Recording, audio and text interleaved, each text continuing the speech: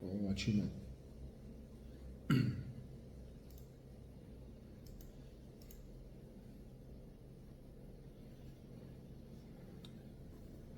Vamos lá. As coisas mudam, né? As coisas mudam e surgem novas profissões, novas funções. Eu falo muito do despachante imobiliário que me agrada. Eu atendo muitos despachantes imobiliários que eu percebo sim que vivem muito bem. Graças a Deus vivem muito bem. Isso é bom, isso é bom. E eu quero convidar você a conhecer uma outra profissão. Talvez você é corretor, corretora, você é advogado, advogada, você é contador. Você pode criar um braço no seu escritório, um braço na sua prestação de serviço. Mais uma alternativa, mais um ganho. É isso que eu quero trazer para você. Mais um ganho. Então vamos falar hoje sobre correspondente imobiliário. É uma profissão muito rentável e muito importante, né? Ou seja, é uma formação, é uma qualificação. Não existe impedimento, o advogado pode fazer, pode prestar esse serviço, corretor de imóveis, pode também o contador. É uma profissão interessante e eu vejo muitos alunos que se formaram como correspondente bancário ou correspondente imobiliário, tanto faz. Eu percebo que esse profissional, ele e elas estão ganhando dinheiro. Então vamos bater um papo sobre isso, tá? Correspondente bancário, de fato, é sim uma profissão hoje muito reconhecida e, de fato, o pessoal vem ganhando bons honorários, né? Boas comissões. Então, temos que estudar esse assunto, tá? Correspondente pode ser chamado correspondente bancário também é o termo utilizado, ou correspondente imobiliário, tanto faz, tá bom? Tanto faz. As duas nomenclaturas estão corretas, então dá para a gente trabalhar com as duas. É importante saber disso, né? Correspondente bancário ou correspondente imobiliário. Vamos juntos estudar aqui, olha só. Então, o que faz um correspondente bancário, né? Bancário ou imobiliário? Os correspondentes bancários ou imobiliários, de fato, prestam um serviço de uma atividade de execução. Ou seja, eu vou ajudar o meu cliente a conseguir ter o financiamento aprovado. Financiamento aprovado junto à Caixa Econômica, de um financiamento imobiliário, um financiamento, vou ajudar essa família, esse casal, a aprovar um financiamento na Caixa Econômica, no Banco Itaú, no Santander, ou seja, eu consigo trabalhar com muita qualidade, com documentos, com papéis. Essa é a ideia, né? Eu vou trabalhar com papel, eu vou ajudar com certidões, eu vou ajudar com qualquer documento para aprovação desse financiamento imobiliário. E as pessoas, muita gente acha, mas é fácil entregar os documentos. É fácil para você, que conhece o assunto, que é advogado, advogada, que é corretor, corretora, quem é da área. Mas para quem não é da área, é muito difícil uma certidão de distribuidor civil, não acha, não sabe como solicitar, uma certidão de distribuidor criminal, da esfera estadual, da esfera federal, certidões de protesto, certidão de propriedade, não acha, não consegue. Então é importante bater um papo sobre isso. O correspondente imobiliário ou correspondente bancário, que é a mesma coisa, ele vai prestar serviço para o cliente, pessoa física ou jurídica. Eu sou correspondente bancário ou imobiliário, eu posso prestar o serviço para uma imobiliária, para uma construtora, para uma incorporadora ou para pessoa física, pessoa natural. Então eu tenho um leque de pessoas que eu posso prestar esse serviço. Pessoas que precisam, de fato, de uma pessoa para intermediar, para me explicar, para organizar os documentos, para buscar esses documentos, essa é a função. O correspondente bancário, o correspondente imobiliário, de fato é uma profissão, é uma atividade de execução de serviços acessórios de atividades dos bancos, por meio de empresas não bancárias, não empregadas para esse fim. Esse é o objetivo. O que faz o correspondente bancário? Então, basicamente, o correspondente bancário, essa aula aqui é para você, de fato, ter conhecimento e poder criar um braço no seu escritório, essa é a ideia, na tua vida, uma profissão. Basicamente, o correspondente bancário, ele é uma pessoa jurídica ou pessoa física, eu posso ter CNPJ. Esse profissional, que é você, vai ser contratado por uma instituição financeira ou por um cliente particular para fazer intermediações entre os seus clientes. Ou seja, você vai ajudar, você vai pegar na mão do cliente e vamos lá. O que a gente precisa para aprovar esse financiamento imobiliário? Certidão de propriedade, certidão de distribuidor civil, declaração de imposto de renda, as 3 últimas. Ou seja, é um trabalho que você tem contato com o contador, tem contato com o advogado, tem contato com o corretor, tem contato com a instituição financeira. É um trabalho que você cria um network. Até um gerente de banco, eu vejo, o gerente, ele ou ela indica, olha, o senhor está com dificuldade de entregar esses documentos, eu vou te passar o contato de um correspondente bancário, se o senhor quiser. Ele cobra para fazer serviço, é a profissão dele ou dela, mas ele vai entregar tudo pronto, ele vai ajudar, vai pegar na mão do senhor, da senhora. E é real isso, né? As pessoas não têm tempo, as pessoas não têm conhecimento. Então, essas questões burocráticas, essas solicitações de documentos, que parecem ser simples, para muita gente não é. Então, o correspondente bancário ele vai prestar esse serviço justamente aí. Ele presta serviço para a instituição financeira, ele pode se cadastrar junto à instituição financeira para prestar esse serviço e pode prestar esse serviço como particular junto a imobiliárias, a corretores, a advogados. É bem interessante esse serviço, a estipulação desse serviço, é bem interessante. Eu falo que é uma profissão que merece sim um olhar, né? Um olhar mais cuidadoso, porque é rentável, é uma realidade. O correspondente bancário, gente, é importante que você saiba, ele vai cobrar por hora, né? Ele cobra por hora. Então, eu vou gastar 2 horas para solicitar certidões, 3 horas. A minha hora é R$200, então vai cobrar por hora. O correspondente bancário presta serviço, quando presta para pessoa física ou jurídica, imobiliária, construtora, ele cobra por hora. Ou por diligência. Então é cobrado da diligência, isso é muito comum. Quando eu falo do correspondente bancário, pode sim criar um documento, um contrato de prestação de serviço de uma folha. Isso é comum, né? Um contrato de prestação de serviço de uma folha. O correspondente bancário, ele pode ser pessoa física, mas o ideal é que tenha CNPJ, e aí tem um MEI, né?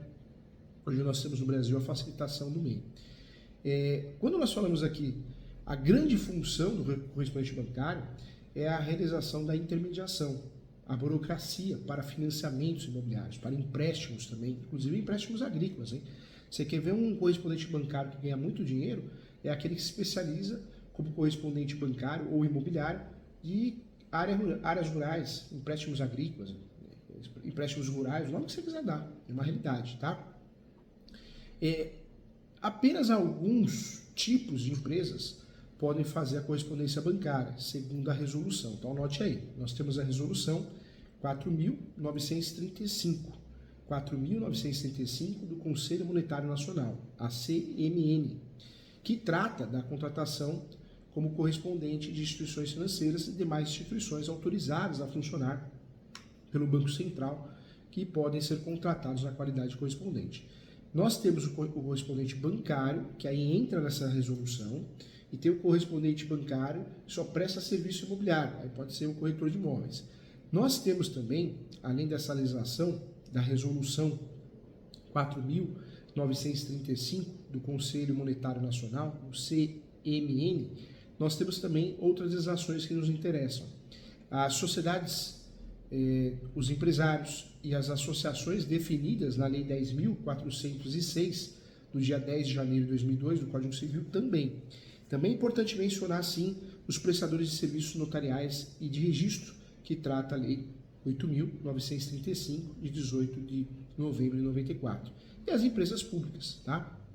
E as empresas públicas também.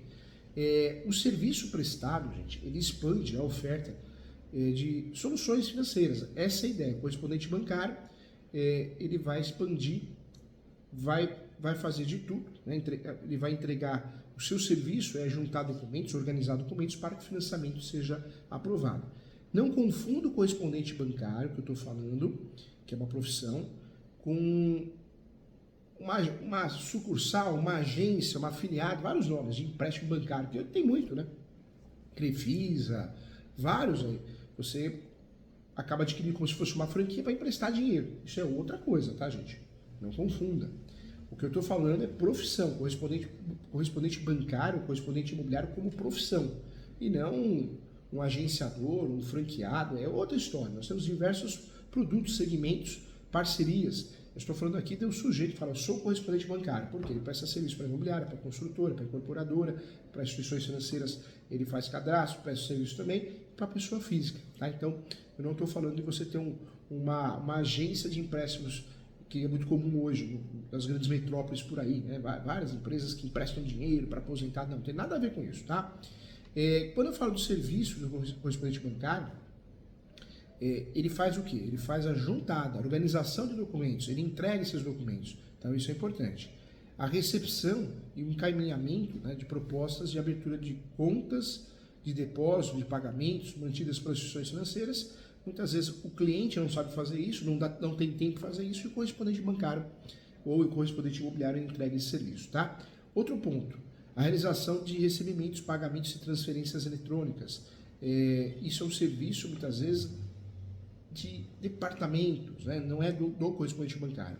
O correspondente bancário que nós estamos falando é aquele que auxilia no financiamento imobiliário, como profissão mesmo.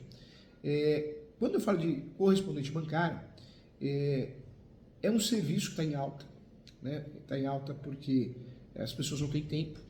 É um serviço que está em alta porque a imobiliária é interessante que tenha, o corretor de imóveis, a corretora é interessante que tenha parceria com o correspondente bancário, porque muitas vezes o cliente quer comprar um imóvel e até tem condições financeiras para isso, tem os requisitos para aprovação do financiamento imobiliário, mas não tem tempo de juntar esses documentos. Então, muitas vezes, não é o advogado que vai fazer isso, é o correspondente bancário, o correspondente imobiliário, porque ele tem prática para poder dizer como funciona, né? Então, de fato, ajudaria bastante. Quando eu falo de correspondente bancário, eu quero trazer para você que correspondente bancário nós temos a mesma nomenclatura para quem presta o serviço como agenciador, abre uma franquia. Cuidado, por isso eu gosto mais do nome de correspondente imobiliário, porque se eu falo de correspondente imobiliário, eu estou falando de um termo que normalmente não vai gerar confusão, tá? Isso é importante. O correspondente imobiliário, gente, é um parceiro dos bancos, das partes, dos clientes, mas é um parceiro dos bancos. Inclusive, essa profissão ela é autorizada para que possa esse correspondente imobiliário atuar nas operações, com as operações de crédito, recebendo, né, uma comissão por cada transação. Então, nós podemos prestar esse serviço como correspondente bancário para pessoa física e jurídica. Então, eu sou correspondente bancário, eu presto serviço para ajudar a imobiliária. Quem me paga é a imobiliária, o consultor, o incorporador é a pessoa física. E eu posso me cadastrar junto aos bancos, dá para cadastrar, faço o meu cadastro, Caixa Econômica Federal, e eu passo a prestar o serviço para o banco, para a instituição financeira, é um outro cliente que eu posso ter. E eu vou receber comissão por cada transação efetuada. Então, nós temos um nicho, né, de clientes. Não é algo que eu vou prestar exclusivamente para o banco ou para a pessoa física, eu posso optar em fazer tudo, né? Então é importante isso. O correspondente imobiliário, gente, nada mais é que um correspondente bancário, tá? Mas eu sempre falo que o correspondente bancário pode gerar confusão. Então, essa profissão é usada em outras negociações, em outros trabalhos, outras prestações de serviço. Então, eu falo sempre isso. O grande objetivo do correspondente bancário, então, ele cobra ou por hora ou por diligência para entregar documentos, organizar documentos, para que o financiamento, o empréstimo seja aprovado, tá? Essa é a ideia, esse é o objetivo. Tem outros nomes também, tá? Correspondente imobiliário ou correspondente transacional ou correspondente de mercado imobiliário. É a mesma coisa, tá? Então, é importante você saber que é a mesma coisa. Os financiamentos habitacionais, gente, eles passam diretamente pela atuação do correspondente, o que torna, né, de fato solicitado esse profissional tão requerido no mercado imobiliário, ainda mais atualmente com vendas de apartamentos, com venda de imóveis na planta. Então, é um profissional muito requisitado, sim. O correspondente bancário, ele é um profissional facilitador, então o termo é facilitador de burocracias e de todos os procedimentos necessários no momento de adquirir um imóvel. O papel do correspondente bancário é fazer a mediação entre o cliente e as instituições financeiras, facilitando para a aprovação do empréstimo, do financiamento imobiliário. O correspondente bancário, gente, ele é considerado sim um parceiro do banco, nós já falamos sobre isso, sendo autorizado a atuar com operações de crédito, inclusive, recebendo uma comissão por cada transação efetuada, quando ele é correspondente bancário vinculado à Caixa Econômica Federal ou a algum banco, ele fez o cadastro. Depois eu vou explicar como funciona isso. Esse serviço, né, gente, nada mais é que um correspondente bancário, mas vinculado exclusivamente atuante em questões do mercado imobiliário, das transações imobiliárias. Então, esse é o objetivo. E aí vamos lá, né? Como ser um correspondente imobiliário, professor Júlio? Para se tomar, né, de fato, para que eu possa exercer essa profissão de correspondente bancário, Primeiro, tem que estudar o assunto, tem que estudar quais são as espécies de financiamento imobiliário. Então, empréstimo é uma coisa, alienação fiduciária é outra. Quais são os documentos mais solicitados e exigidos no mercado? Quais são as certidões? Imposto de renda. Então, eu preciso ter conhecimento jurídico e do mercado imobiliário. Eu preciso conhecer quais são os créditos que os bancos oferecem para que o meu cliente possa financiar. A ideia é essa. Então, eu preciso estudar o assunto. Acho que é o primeiro passo. Gostar e estudar do assunto, né? O correspondente bancário ou o correspondente de financiamento imobiliário ou o correspondente imobiliário, tanto faz, ele tem que estudar, então. Tem que estudar para entender o mercado imobiliário. Essa é a ideia e por isso nós estamos falando sobre esse assunto. Pode ser corretor de imóveis, né, ou alguém que trabalha no setor. Por isso eu falo do advogado, advogada, contador, contadora, pode ser também. Não necessariamente tenha que ser o corretor de imóveis. É importante, né, se você deseja prestar esse serviço, iniciar, é importante sim você divulgar isso. Então tem que ter um site, tem que ter também aí um cartão de visita eletrônico e principalmente, né, fazer network com imobiliárias, com corretores, com pessoas, com construtores e incorporadores. E eu estou falando não só daquela construtora enorme, não, aquele pequeno construtor que constrói 2 sobrados, hoje está na moda isso, né? Constrói aquele prédio menor e vende aquelas unidades, um prédio com 14 apartamentos só, é uma unidade, 2 andares, 3 andares, então é aí que você, né, é o seu cliente, então tem que fazer network, isso é importante. Um corretor de imóveis, gente, pode ser correspondente imobiliário, correspondente de financiamento imobiliário, claro, isso só ajuda a abrir o leque, né, assim como um advogado que atua na área também, inclusive do direito civil também. Você pode prestar serviço e parar aí, mas se você quiser, pode fazer cadastro nos bancos também, para que você possa prestar serviço junto ao banco. E quando eu falo ao banco, todos eles dá para prestar o serviço correspondente bancário, correspondente imobiliário, inclusive a Caixa Econômica Federal. Importante, hein? Para ser aceito pelos bancos como correspondente imobiliário, pela lei do Bacen, você precisa ter a certificação, anote aí, a certificação da ABCIP.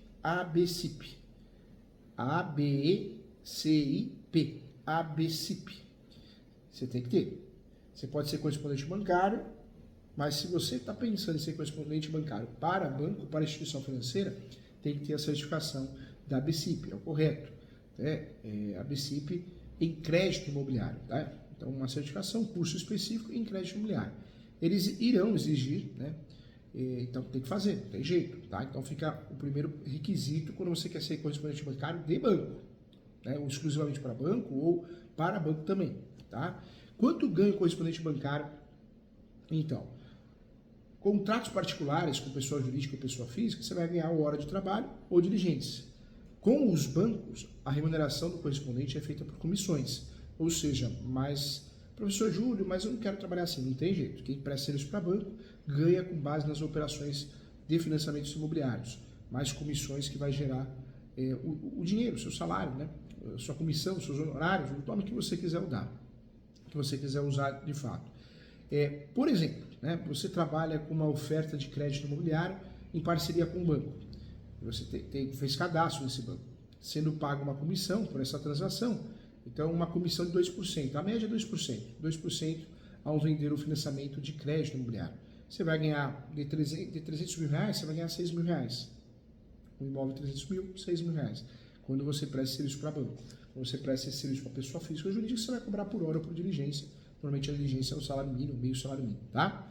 Quem paga o correspondente bancário que presta serviço para banco? É o banco. Quem paga o correspondente bancário, o correspondente imobiliário, é a pessoa que o contratou, pessoa física ou jurídica. Então, pode ser imobiliária, construtora, incorporadora, pode ser o próprio comprador. Isso vai combinar. O correspondente, gente, ele é pago quando ele é cadastrado ao banco pelo próprio banco, recebendo uma comissão por conta, né, do negócio que foi finalizado, foi realizado. Tá? É importante também bater um papo que o correspondente não é um banco, né? Não empresta o próprio dinheiro. Então, o correspondente não é agiota, hein? Eu quero dizer aqui, o correspondente bancário, ele facilita a documentação, organiza, entrega a documentação para que o financiamento seja aprovado. Esse é o objetivo. Ele é um intermediário que trabalha em parceria com o banco, né? Em parceria com o banco, no sentido de conhecer o que o banco pede, o que o banco exige, para facilitar. Quem pode ser correspondente bancário, professor Júlio? Quais os requisitos? Acho que é uma pergunta muito comum. Pode ser correspondente bancário pessoa física ou jurídica, quando eu penso em prestar serviço fora dos bancos. Se eu estou pensando em prestar serviço para o banco exclusivamente ou para o banco também, aí somente pessoas jurídicas podem atuar de fato como correspondente bancário independente. Ou seja, você precisa ter uma empresa aberta, mesmo se for home office, ou trabalhar como prestador de serviço para pessoa física, para uma empresa de correspondente bancário, você precisa ter o CNPJ. E também é necessário apresentar ao banco, né, quando você vai prestar o serviço para o banco, é necessário apresentar ao banco com qual deseja se associar. Você vai entrar em contato com o banco que você acha que vai te ajudar a prestar esse serviço. Normalmente é a Caixa Econômica, mas outros bancos também. Né? E aí o banco, por uma gestão interna, uma questão administrativa, vai pedir documentos relativos à sua empresa. Né? O contrato social, o cartão do CNPJ, CPF dos sócios, porque pode ter sócios também, entre outros registros importantes. Quando nós temos um MEI, aí é facilitado, né? Porque os atos constitutivos é o cartão do CNPJ, é algo mais simples, mais aceitável também, tá? Mas o principal requisito é possuir uma certificação específica, né, gente? A atividade correspondente imobiliário, ela é regulamentada pela resolução 3.954 do Banco Central.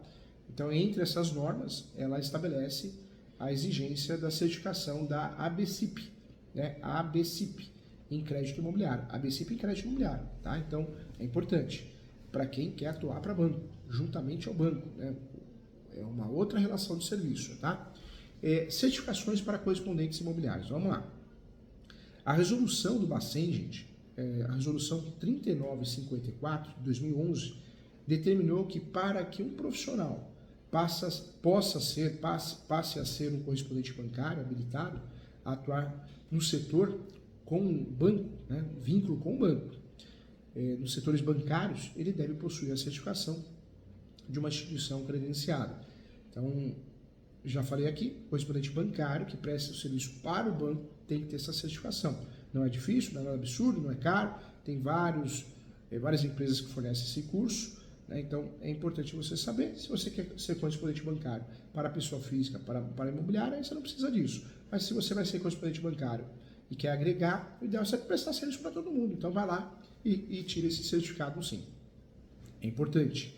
As certificações, gente, para trabalhar como correspondente bancário, nós temos aqui a ABCIP CA, a ABCIP K300, é a primeira, é a certificação básica destinada aos correspondentes bancários brasileiros que trabalham ou desejam trabalhar na comercialização de produtos de crédito imobiliário. A aplicação da prova é permanente, né? Ou seja, você se inscreve a qualquer momento, não precisa esperar abrir inscrições e faz a prova. A concessão do certificado, gente, ocorre mediante a aprovação em exame realizado pela Associação Brasileira das Entidades de Crédito Imobiliário e Poupança, a ABCIP. Então, senhor, eu quero tirar essa certificação. Como que eu faço? Veja, aqui para você entender, é uma iniciação. E agora sim você tem que correr atrás dos certificados. Esses certificados, gente, são certificados para você conhecer o mercado imobiliário. São certificados fornecidos, né, por várias empresas e também pela associação, mas a prova tem que ser feita pela Associação Brasileira das Entidades de Crédito Imobiliário, tá? E Poupança. A prova é feita pela Associação Brasileira das Entidades de Crédito Imobiliário e Poupança. Isso é que nem gerente de banco, né? O gerente de banco tem que CPA, agora mudou de nome, né? Mas CPA 10, CPA 20, estou usando como exemplo. São certificações que o banco exige para uma promoção. Então, você é correspondente bancário, você presta serviço para imobiliária, para construtora, se você quer prestar serviço para banco, você vai lá e tira esse certificado, nada complicado, nada difícil, e faz a provinha. Muito simples, digital, online, né? Então, nós temos a certificação da ABCIP CA300, temos a certificação da ABCIP CA400, essa certificação fornece o aperfeiçoamento daqueles profissionais que atendem clientes, né, em operações de crédito no setor imobiliário, por meio de agências bancárias ou plataformas de atendimento. Então, uma certificação já mais avançada. E aí tem uma mais avançada ainda, que é a certificação CA600, que é a certificação avançada em crédito imobiliário, certificando os profissionais para atuar tanto em crédito imobiliário quanto em operações financeiras relacionadas a imóveis, tá? Isso é uma realidade. Então veja, nós temos aí 3 certificações que nos interessam. O curso de correspondente bancário, ou correspondente bancário imobiliário, ou correspondente de financiamento imobiliário, para ser aprovado, né, rapidamente e sem dor de cabeça, na prova, é uma prova. A BCIP, é importante você estudar, né? Estudar de forma certa, utilizando um método de estudo comprovado e de fato, você estudando passa, viu, gente? Estudando passa. Inclusive, se você entrar no site, professor Júnior, eu não quero gastar, não quero fazer curso nenhum. Então, o que você pode fazer? Você pode estudar e fazer a prova, né? Você vai no site e lá tem um edital do que cai nessa prova. Você vai estudar. Hoje em dia a gente acha tudo no Google, acha tudo na internet. Então dá para fazer sim, tá? O curso de correspondente bancário, gente, vai te ajudar a ser aprovado. Se você fizer um curso, né, em alguma escola, vai te ajudar a ser aprovado, que nem a OAB.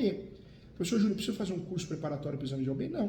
Não precisa. Você vai e presta a OAB. Passou, ótimo.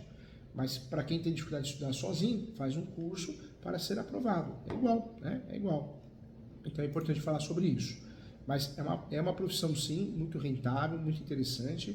E volto a falar, nós temos poucos correspondentes bancários da Caixa ou particular que prestam esse serviço com qualidade, que conhecem o assunto. Então, faltam bons profissionais nesse ramo. A profissão de correspondente bancário, de fato, ela está em alta no país, né?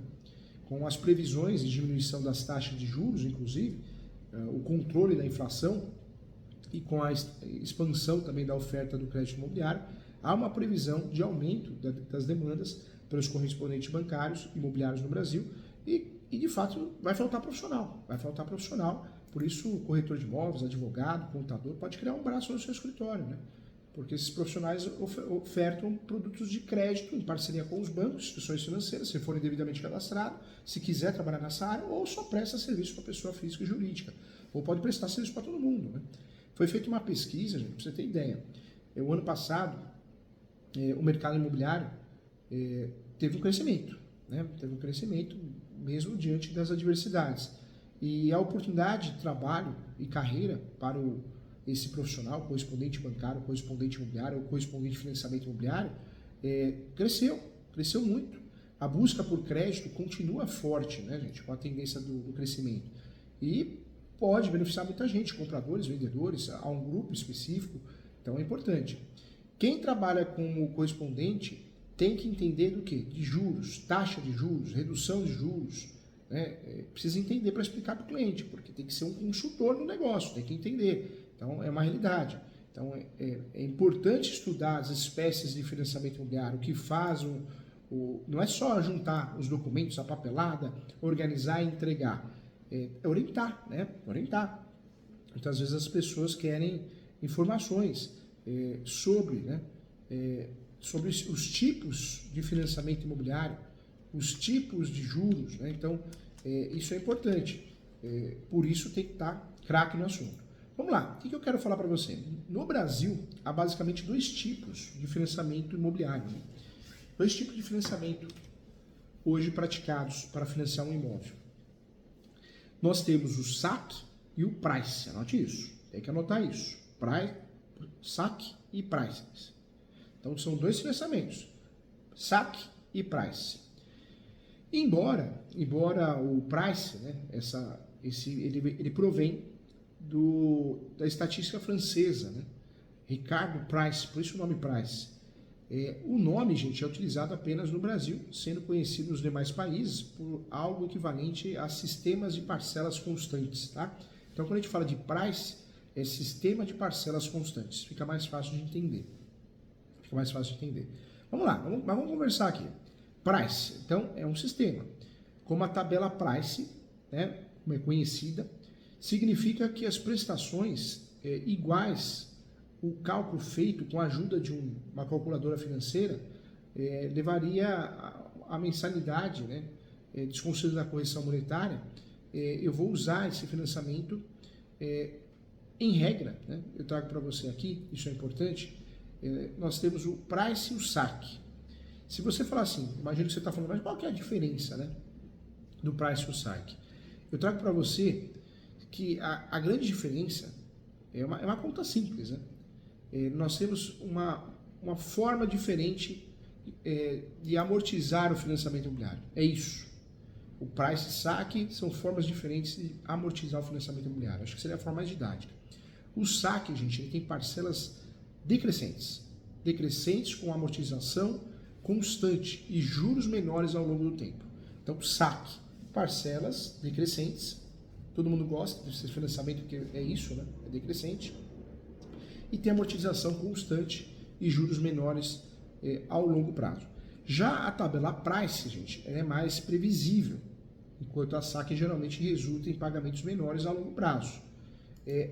Se eu falo da tabela saque, eu estou falando de fato de um sistema diferente. Então eu vou trazer assim para ficar bem didático. A tabela price e o saque. Saque é o sistema de amortização constante.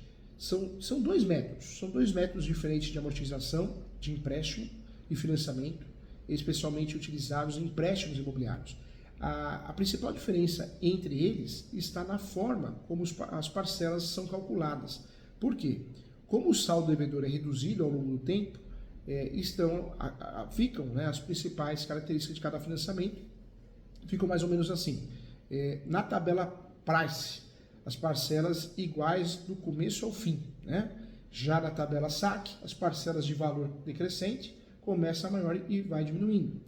A amortização, na tabela price, a amortização é crescente.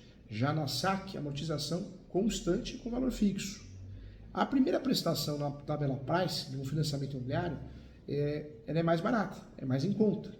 Já no saque, a primeira prestação é mais cara. Olha as diferenças aí. Se você pegar a última parcela, a última prestação, na tabela price, a última parcela, ela é mais cara. Já na tabela saque, ela é mais barata. A redução do saldo devedor, na tabela price, podemos dizer que o saldo devedor é reduzido mais lentamente. Já na saque, o saldo devedor é um montante de juros que tende a ser menor ao fim do prazo. É fato.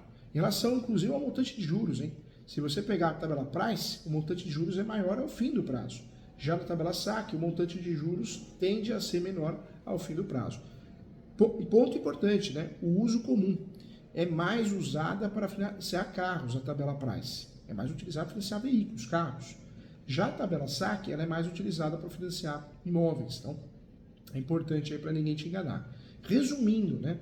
A tabela price, ela oferece parcelas fixas com juros mais altos no início. Já a tabela saque, ela tem parcelas decrescentes com amortização constante, né, e juros menores ao longo do tempo. A tabela price ela é mais previsível, enquanto a tabela saque geralmente resulta em pagamentos menores ao longo do prazo. A escolha entre a tabela saque e a tabela price e o saque depende das preferências pessoais, né, da capacidade financeira e planejamento do mutuário também. A tabela price ela pode ser mais adequada para quem busca previsibilidade nas parcelas, enquanto o saque pode ser uma escolha econômica para quem deseja pagar menos juros, né, ao longo do tempo e essencialmente entender bem mais as características de ambos os financiamentos, os sistemas, antes de optar por um deles. Tá? Então, essa é a regra do jogo. Então, vamos lá. Professor Júlio, quando a tabela price vale a pena? Acho que a resposta é: a tabela price vale a pena, ela é apropriada para indivíduos que não têm a capacidade de quitar, né, prestações mais elevadas no início do financiamento, uma vez que as parcelas permanecem constantes ao término. Acho que respondendo essa pergunta fica bem didático. Outra pergunta que foi feita também: professor Júlio, qual o risco da tabela price? O sistema de financiamento da tabela price, gente, ele implica em juros mais elevados nas primeiras parcelas, que gradualmente diminuem, influenciando diretamente o valor das mensalidades. E nesse método, apesar das variações nos juros, a parcela mensal permanece constante, oferecendo assim um sistema mais previsível e de menor risco também. Isso é fato, né? Outra pergunta foi feita: professor Júlio, para quem é melhor a tabela saque? Eu acredito que o saque, né, por ser uma opção mais vantajosa para quem tem uma flexibilidade financeira de lidar com prestações iniciais mais elevadas, é interessante, uma vez que estas, né, diminuem gradualmente o resultado, né, gradualmente resultando com um custo total geralmente menor ao final do contrato. E podemos dizer que é importante, né, considerar suas próprias necessidades e capacidade do pagamento. Normalmente o banco impõe, né? Ele impõe, a gente não consegue muito escolher. O banco, a construtora, vai do tipo de financiamento, mas é uma realidade, né? É importante entender isso. É muito importante, gente, explicar isso para o cliente. Tá vendo? Então, a função do correspondente bancário, correspondente imobiliário, correspondente de financiamento imobiliário é essa. Ou seja, você dá uma orientação. O que é melhor, o que é ruim, o que é uma taxa abusiva. Então, não é só a prestação de serviço em si, que é juntar os documentos, organizar os documentos, mas também explicar, né? A pessoa cobra por hora justamente para isso, para explicar. É uma profissão, né? Bem interessante, por sinal. Nós temos, gente, a alienação fiduciária e a hipoteca, também é importante. Em resumo, o que o correspondente bancário, o correspondente imobiliário, o correspondente de financiamento imobiliário tem que saber para poder explicar para o cliente? Claro que nós vamos estudar mais, aprofundar, todo dia a gente tem que estudar esse assunto. Mas, em resumo, a hipoteca, gente, ela mantém a propriedade do imóvel com o devedor e envolve um processo judicial, em caso de inadimplência, né? A alienação fiduciária, ela transfere temporariamente a propriedade ao credor e permite a recuperação do imóvel de forma extrajudicial, tá? Então, a grande diferença está aí. Várias perguntas foram feitas. Professor Júlio, é possível hipotecar um imóvel com alienação fiduciária? O imóvel alienado, gente, fiduciariamente, como é o nome, ele pode ser hipotecado, né? A pergunta. Embora a propriedade fiduciária apareça na Lei 9.514 de 97, seja um direito acessório com o intuito de garantia, o credor fiduciário ele poderá ser hipotecado, tá? Respondendo a pergunta aqui. Professor Júlio, qual a diferença entre o financiamento e hipoteca? A diferença é que o financiamento... Quer ver? Eu vou explicar de forma bem didática aqui.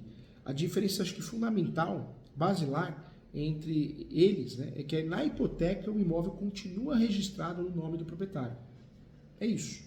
Já no empréstimo com garantia, o imóvel ele é transferido para a instituição financeira e o credor tem a posse indireta do bem até que a dívida seja quitada, né? Acho que a grande diferença fica mais fácil de explicar, tá? Legal. Nós temos também outro assunto importante, a garantia de hipoteca.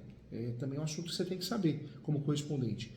E a hipoteca, gente, é um tipo de garantia real regulada pelos artigos 1473 a 1505 do Código Civil. A hipoteca ela é estudada, regulamentada, 1473 até 1505. Por meio da hipoteca, o devedor disponibiliza, como garantia de uma determinada obrigação, um bem imóvel que será gravado em favor do credor. Tá? Essa é a ideia, tá bom?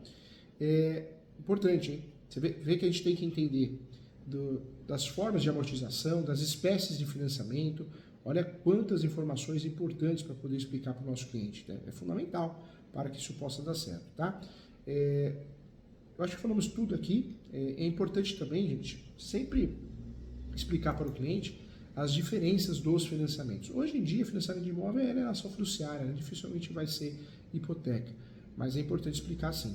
Quando eu falo os direitos reais em garantia, gente, eles designam, sim, o elo entre a coisa possuída e o possuidor, né? Por meio da imposição de regras que garantem o direito do indivíduo à livre disposição, mesmo contra a vontade dos demais. Então, podemos dizer que tudo isso que a gente está falando é pautado, né, na necessidade da normatização das relações jurídicas do homem com os seus bens. Então, fato, né? Por isso é um assunto de direito civil, de processo civil. Muitas perguntas foram feitas. Professor Júlio, a hipoteca, o que é? É uma garantia real, imobiliária, constituída sobre coisa alheia por meio do registro do contrato na matrícula do imóvel. O devedor garante ao credor a quem um bem, de fato que um bem imóvel de propriedade dele ou de terceiro corresponda pelo adimplemento total de um débito contraído com aquele. Então, essa é a ideia. E na hipoteca não há entrega do bem hipotecado, né, gente? Isso é importante falar. Ou seja, o devedor continua utilizando o bem, sendo esse meramente gravado com ônus real. Essa é a ideia. Na ocorrência do não pagamento total da dívida, ou de parte, né, dela, o credor terá direito a executar o devedor judicialmente com a garantia de que o devedor, ou melhor, com a garantia de que o valor do imóvel será suficiente para saldar a dívida. Essa é a ideia. Se você falar quais são vantagens e desvantagens, tudo a gente tem vantagens e desvantagens, né? Tudo a gente tem. Eu vejo como vantagens na hipoteca, podemos analisar que o bem é garantido para a hipoteca. E não é o único exclusivo bem que deverá suportar a dívida, né, em caso de não cumprimento da obrigação. Por quê? Porque, porém, né, posso falar assim que é o único que foi gravado com ônus real, né? Ou seja, em caso de execução da garantia, poderá o credor penhorar outros bens do devedor para cobrir a dívida integralmente. É a regra, inclusive, do 1476 do Código Civil. Né? E a desvantagem é a possibilidade de degradação, de fato, destruição do imóvel, degradação do imóvel, né? Que é muito comum. Isso acontece até com carro. Eu já vi gente que não conseguia pagar o financiamento do carro, jogou areia no motor. Quando o banco foi lá com o oficial fazer a busca e apreensão, o motor estava fundido. Tem gente que faz isso, né, gente? Então é uma desvantagem. Quando eu falo da alienação fiduciária, o assunto é muito bem esclarecido na Lei 9.514 de 97, que inclusive trouxe diversas inovações que constituíram a possibilidade de alienação fiduciária também sobre bens imóveis, né? Pois no início somente se fazia presente o financiamento de veículos, máquinas, utilitários, e aos poucos fora de fato abrangendo o mercado imobiliário, quando a lei mencionada inseriu nesse contexto a propriedade resolúvel, né? Permitindo ainda que particulares, pessoas físicas, jurídicas, contratassem entre si a alienação fiduciária. Inclusive o artigo 22 caput da lei, da referida lei, né, da lei 9.514 de 97, o conceito legal atinente ao instituto da alienação fiduciária é o negócio jurídico pelo qual o devedor ou fiduciante, com um escopo de garantia, contrata a transferência ao credor ou o fiduciário, como é o nome, da propriedade resolúvel de coisa imóvel. Tá? Então é importante falar sobre isso. Legal, né, gente? Então estudamos aqui, acho que agora já dá para se virar. Acho que é o início, é o começo de tudo. Essa é a ideia, né? Essa ideia abre o horizonte e aí você vai analisar se isso serve para você ou não em relação à profissão, agregar no seu escritório, agregar no seu serviço, seja home office, seja como um trabalho por fora do que você já tem. A ideia é agregar para que você possa pagar suas contas, possa realizar seu sonho, possa juntar dinheiro. A ideia é essa, tá bom? Muito obrigado, agradeço a você e até a próxima aula.